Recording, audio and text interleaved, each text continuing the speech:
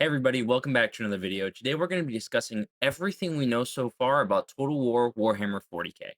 Whoa.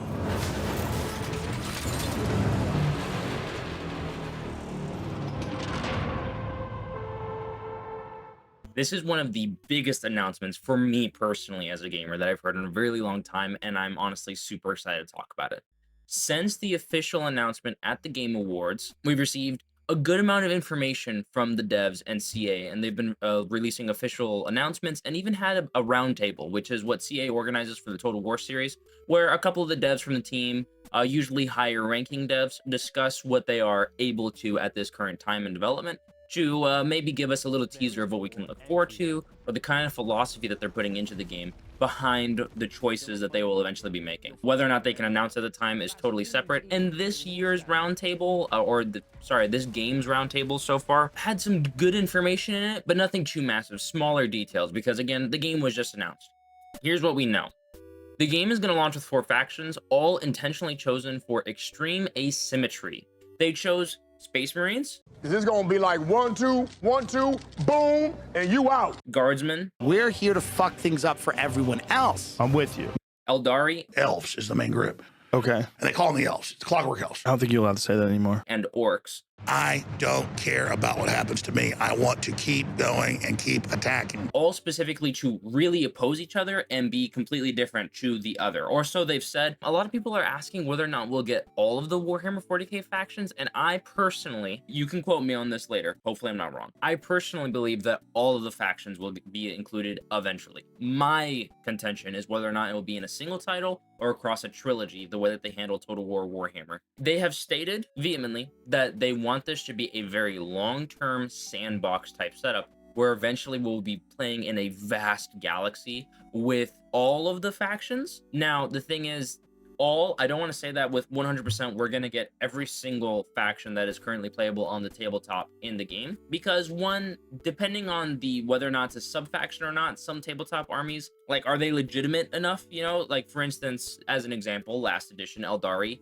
and Harlequins being a sub-faction of the Eldari, were 2 separate armies. Now Harlequins are part of the Eldari faction, so I don't want to make some weird statement like every single sub-faction that is technically has their own rule book on the tabletop will be getting a thing in game, but I think every independent faction from one another will be getting an in-game version in Total War Warhammer 40k. I kind of see that as not only inevitable but necessary to satisfy the player base in a real meaningful way. I don't understand why you would leave out any army. I think that'd be pretty ridiculous. The first thing that comes to mind that might be a victim of that is Genestealer cults, but even then, I think that would be a massive disservice, because I think Genestealer cults are more than independent enough from Tyranids to have a unique in-army game, or in-game army. I have these notes here as basic bullet points to help keep me on track, because I have a really big tendency to just go off the rails and go on a tangent, kind of like I am right now. But like I was kind of alluding to a little bit earlier, some of these open questions and concerns that I personally have after having sat and watched the roundtable and looked at all the dev notes that we had immediately after the Game Awards, was whether or not this is going to be a single title or whether it's going to be split amongst 3. I doubt that it would go past 3. I'm just going to use the trilogy model right now as the other option, because that's how they handle the fantasy game series. And I would understand the 3-game approach, but I personally think that even though I'm probably going to just gobble it up and get every single title, even if they do the 3-title approach, I would really love it if it was just a single title and they really use this DLC structure that they've developed so well in Warhammer 3. Because I think each title allowed them to kind of learn the game and learn the system and expand on it and make it better than the previous title. But what you get also as a consequence of that structure is the fact that everyone only really plays Total Warhammer 3. I know that there might be some fans out there, maybe some fans right now that are piping up in the comments that are going, no, I play Total Warhammer 2 all the time, or 1 is my jam, and that's great. But the thing is, me personally, and I think I represent a very large majority of the Total War Warhammer community, is that I just play Total War Warhammer 3 because I want to have access to all my toys, because I don't want to be content blocked out of any other factions. So playing the previous titles feels like I'm just playing a small, like, Total Warhammer 3 Lite, which I don't want to disrespect those previous 2 games. I know that they have unique campaigns and unique things, that make them very legitimate titles and worthwhile for a lot of people. I just like having all the factions present and being able to see everybody fight against everybody, which I think long-term health in my mind, I think that one title that is ever expanding and growing would be healthier, but we'll see. We'll see if it's one evolving title or 3 titles. Let me know down below in the comments what you think on that. So in this journey to try and figure out what unique features they're bringing to the Total War series through 40K, that isn't just a iteration of features that we're used to from previous titles, is more in-depth customization. That's something that they've stressed that I find actually really interesting. So what they're trying to do is, in my mind, they're trying to mimic army customization from the tabletop game. So in Warhammer 40K, you buy a box set. In this box set comes models, you build it, and then you paint it to whatever color scheme you want, and then you play this unique army that you've painted your way. Even if you're just mimicking an existing faction, you can then apply them to whatever unique rule set. They usually call it attachments, which have their own unique way of playing or buffing specific units that make you better in a certain flavor of that army. Or 40K on the tabletop is really cool and interesting in that way, and it keeps you really engaged with your army and making you feel like you're playing your army, especially if you're not trying to be a meta slave and playing your own unique flavor because you want to, and that's because what you love or the lore that you've written for your warband. And it seems they're trying to recreate that in Total War, which I think is really cool.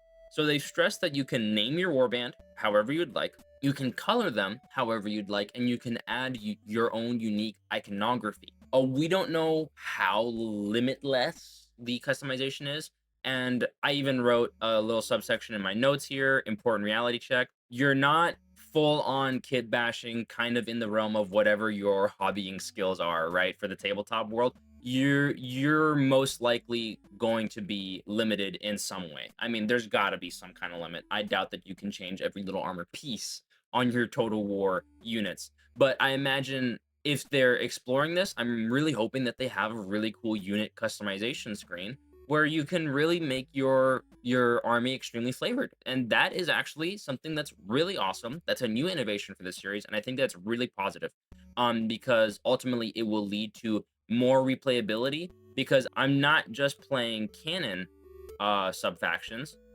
I am playing my sub-faction, which I think is super, super, super cool. They also hinted at mechanical customization on a unit level.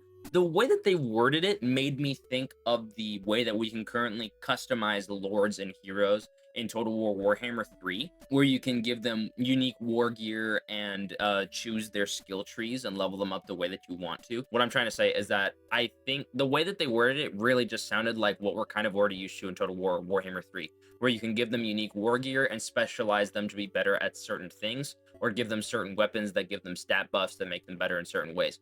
But the way that they specifically focused on it in dev notes makes me wonder if they're going to develop it further, if certain war gear can give them unique abilities and translate to a little bit more customization than what we're used to in previous Total War titles. But I don't know. I would take that one with a pinch of salt, because right now it sounds like marketing fluff to me. My instincts tell me that they're probably just operating as per usual, but maybe they're going to break the status quo a little bit and make you or let you further customize your lords and heroes to be super unique. That would also line up with being able to customize your armies visually the way that they are stressing so much, where it would make sense if you could actually change them on a mechanical level and really, really dial in your army to specifically fall in line with the lore that you're creating through this narrative experience of the campaign, which sounds awesome. But I don't know. What do you guys think? How and what kind of armies do you think you're going to make? I mean, I know that I have custom chapters that I've written lore for my tabletop armies, which I will just directly be translating into this game as much as possible. So, I mean, that sounds pretty exciting. Now that they're in a completely new engine, they're able to do remarkably new things that we have never seen before in the Total War series. One of them being the scale of the game. The scale of Total War 40K is absolutely confirmed to be galactic. We will be in star systems, and we'll be traveling in fleets from planet to planet, and on the planet there will be land masses with strongholds that we have to deploy units from our fleets onto the ground and then have ground battles. And we'll also be able to get orbital reinforcements, which seems to be a stressed mechanic that will have great importance, and even orbital bombardments that can go as far as exterminatus But we'll go into the the Exterminatus. I wrote a specific little part of my notes specifically for the Exterminatus, so we'll get into that soon. From what we've heard, each planet can contain things like multiple regions, which then contain hive cities or other important outposts of that nature. So there will be provincial regions that, like we're used to in Total War and previous Total War titles, that will be on a planet, and then you can scope out and see a galaxy, right? So this is by far the largest scale we've ever seen in a Total War title, which is really interesting. And they did use a specific word. Thank God I reviewed my own notes again. I've been writing and compiling notes for nearly probably multiple hours by now, just reading and listening to things. So I'm sorry if I'm a little bit all over the place. But they did say that multiple systems, so star systems, will form something called the Crusade Theater, which Crusades are a very thematic theme in 40K, where Space Marines will take their chapter's fleet and they will go on a crusade to reclaim star systems in the name of this and bring them back into the fold of the Imperium, right? Just use Space Marines as a reference. This sounds like not necessarily a revolutionary mechanic, but more so just a conquest across multiple star systems, right? Will be called the Crusade Theater, and that will be your theater of war. It's essentially the same Total War mechanics that we're used to, just wildly expanded, in a very very vertical sense. It's just scoping out the size of everything, which I think is incredible. One of the confirmed elements of these fleets that we will be traveling from planet to planet with is that we can transport the armies within these fleets. They can provide orbital bombardments. They can act as strategic assets. They're not just transport vehicles. They offer strategic sense to each battle, and they can affect the way that we operate on the on the surface of the planet. There's also been a confirmed space to ground deployment, which is awesome. So this will include things like drop pods or reinforcements arriving from the fleet dynamically during the battle. It seems that they've been stressing throughout these dev notes reinforcements being a very important thing. Now, finally, one of the most unique things that we've seen from the dev notes, and something that they're very, very happy to stress and tell us about, is the Exterminatus feature. Yes, it's totally real. Yes, it's been confirmed. Yes, it's been talked about. You can permanently destroy planets in this game, but they did stress that there's no rebuilding on this planet, there's no undo, and the planet is completely removed from play. So you're removing essentially a massive, massive asset from your Crusade theater, and this will affect the way that your campaign works. This has also been confirmed to not just be a casual thing. If you're a Space Marine player with a landline to the Inquisitor, you can't just go spam the Exterminatus button. You will absolutely have to line up certain things, or certain clauses will have to be fulfilled before you can do this, I imagine. And this is absolutely brand new territory for Total War. You've never been able to eviscerate a province or a settlement out of play permanently. You've been able to destroy them, but someone else can retake them eventually after a certain amount of turns and rebuild it. But no, this will effectively erase a planet and all the provinces and outposts and strongholds that it holds, which is brand new. And I imagine each faction will have really unique flavor on how they can do it. Here's another thing that when I read it got me super excited. Terrain destruction in battle. So essentially, like, geographically and physically evolving battlefields as you fight on them live. Here, I need to go to the bathroom real quick, actually. Here, let me pause. Holy, imagining a piss. Not pro gamer meta tactics, let me tell you. Okay. So like I was saying, I'm very excited about the terrain destruction implications that were suggested in the dev notes. So apparently explosions and heavy weapons can do things like destroy buildings, alter the terrain that you're in, and change the way that line of sight and the battlefield works and flows, right? So imagine a big explosion goes off, there's a large crater left behind by some artillery blast. It suggested, like, and even said in not these exact words, but said very much like this, that you can actually break line of sight and even take cover in these new craters and fire from them, which is huge. Like I said, we need gameplay footage, because there's a part of me that wants to go, oh my god, this is revolutionary and will change the way everything works, but also it may be very shallow and kind of be like the way that Battlefield 2042 swears that you can, like, tear down buildings, but it doesn't really work at all. I'm not going to go on a tangent about Battlefield, I swear, stop me now. But anyway, my point is, this could be absolutely huge, and this might actually be, in light of all of the new mechanics that we're hearing about, this might actually be my favorite one. Because, like, it makes total sense. If you're fighting on, like, a forested area of the planet, right, and you're shooting bolters through it, Imagine like trees actually start coming down, you know, and suddenly the cover and the way that that works is suddenly evolving, and maybe whatever tactical advantage you may or may not have been getting from that is rapidly changing.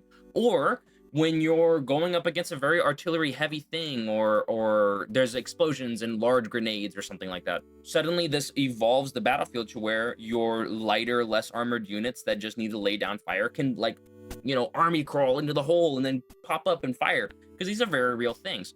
And it sounds like it may lead to some of the coolest and nuanced gameplay that we've ever gotten at Total War, in my honest opinion. They also did go into the faction design highlights, which is pretty exciting for me because I really wanted to hear about how they designed these factions and what their overall mechanical philosophy was to represent these guys. And for Space Marines, I think that they actually did a pretty good job. They really stress that we're doing extremely small armies. So instead of thousands, you're commanding hundreds. That's a specific phrase that they use. These guys are elite and irreplaceable units. When you lose one, it's a really big deal. They have a heavy reliance on reinforcements. So things like drop pods and, oh lord, I can't remember the name of it, but there's a specific mechanic in the 40k tabletop game where certain units can essentially teleport in and out of reinforcements, which I imagine we'll be able to do. Orbital relay or something like that, but essentially you can blink in and out of the battle and come in very specific areas and come in a little bit closer to enemy reinforcements so that you can deliver a faster blow.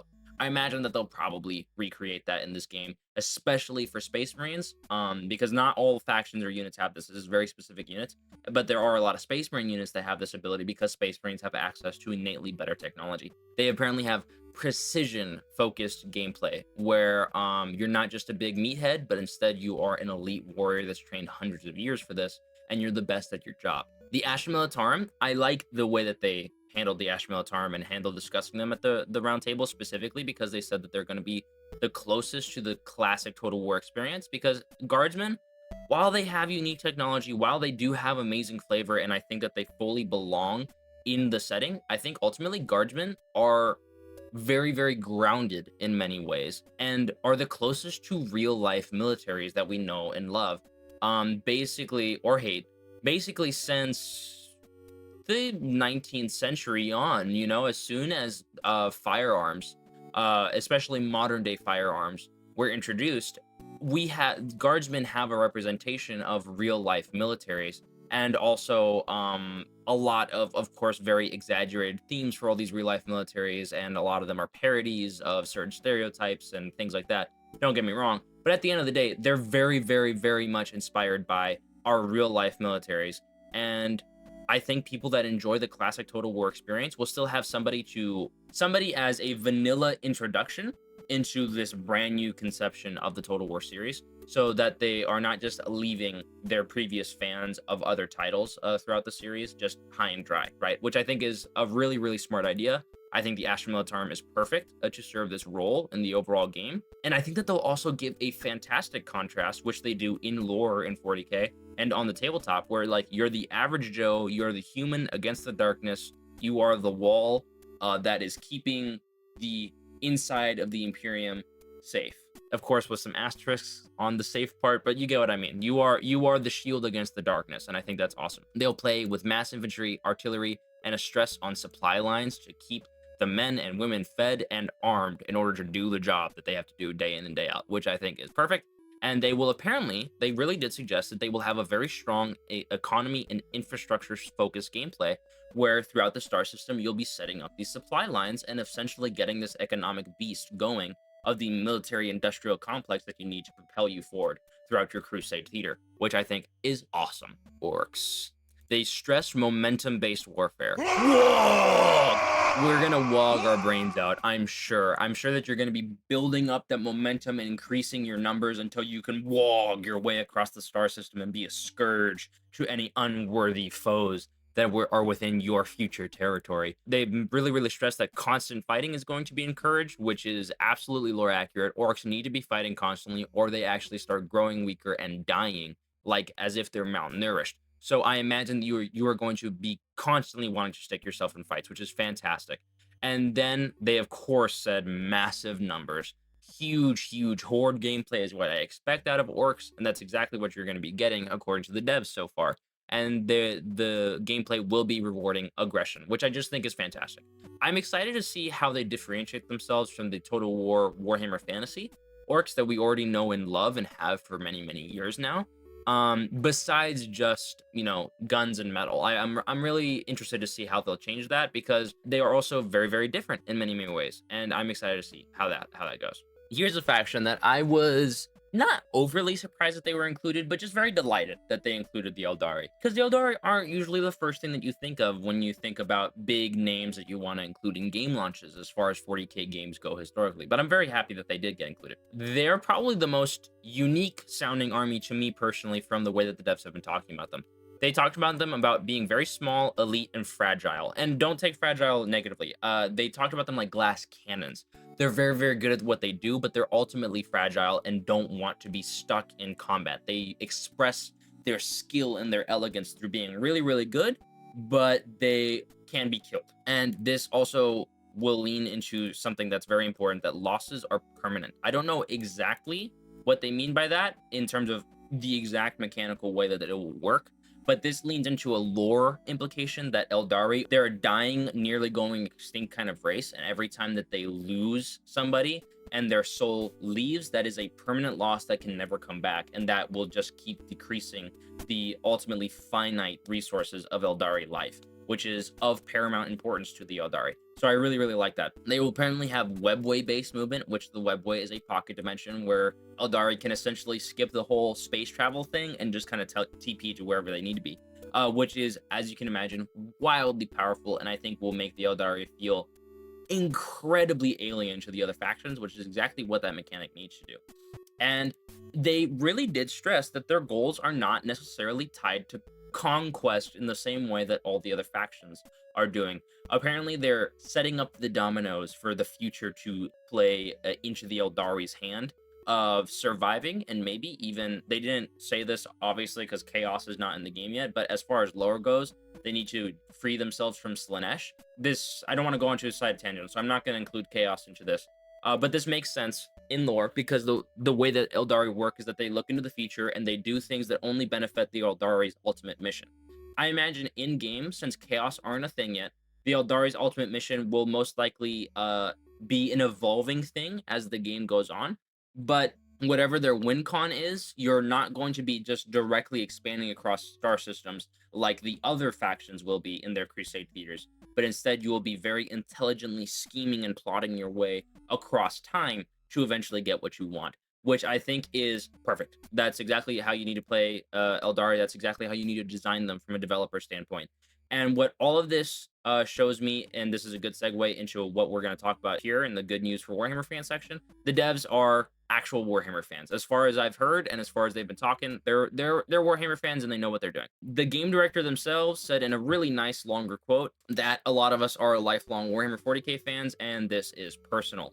He also went into the fact that this is an opportunity that they've been waiting for so long, and they're excited to include it into the Total War, you know, pantheon and all that. But ultimately, the main message is we're lifelong Warhammer 40k fans, and this is very personal for us, and we want to make a good product that serves the fans more than anything else, which is exactly what you want to hear from your game developers that are handling an IP and a universe that you love and care about, which hopefully is a really, really good sign of the future and the sign of CA moving forward in a very positive light, because CA has absolutely stumbled in recent years. They've had major things that they needed to change and were called out by the community in many ways in the past couple years, which led to actual significant effects on the company and their ability to move forward in certain projects and the need to close the doors on certain projects, which is a very big deal. And they came out with statements saying that they really learned from it and we will be doing X, Y, and Z to become better in the future. And I think that this kind of attitude that they're coming out the gate with as soon as the announcement was made does actually show that they are very conscious of this and did not just forget it as if it was a PR mess up on their part, but it still affects them and their internal systems right now. I think that this can be a real turnaround moment, not just for the game, but for the studio overall, as long as they keep this attitude going, and this attitude reflects real changes in the way that they act. Like I said, I think this warrants very cautious optimism, but I like to lean on the side of cautious optimism because I think positive attitudes are what are going to help things moving forward in a positive way, and not just throwing Rotten Tomatoes for the sake of throwing Rotten Tomatoes at these developers. I've complained a lot about CA previous times, but in the case of this official video, and in the case of discussing a new game that will be coming out here shortly, I want to talk about it from a very positive light and be cheering these developers on, not tearing them down. That's everything that I was able to find and compile, all the information, hopefully put in a really concise manner that you will be able to absorb efficiently and look forward to this new game title with me. Any thoughts that you have on the game, please put them down below in the comments. Any thoughts on any of the things that I've said or that I'm hoping for, any contradictions, any counterpoints, or any agreements, please let me know down below in the comments. What are your theories? What do you expect from the game? What do you think I didn't touch on that might be important? Or what do you think about what I did touch on? Either way, thank you so much for watching the video. Make sure to like and subscribe, and I will see you in the next one.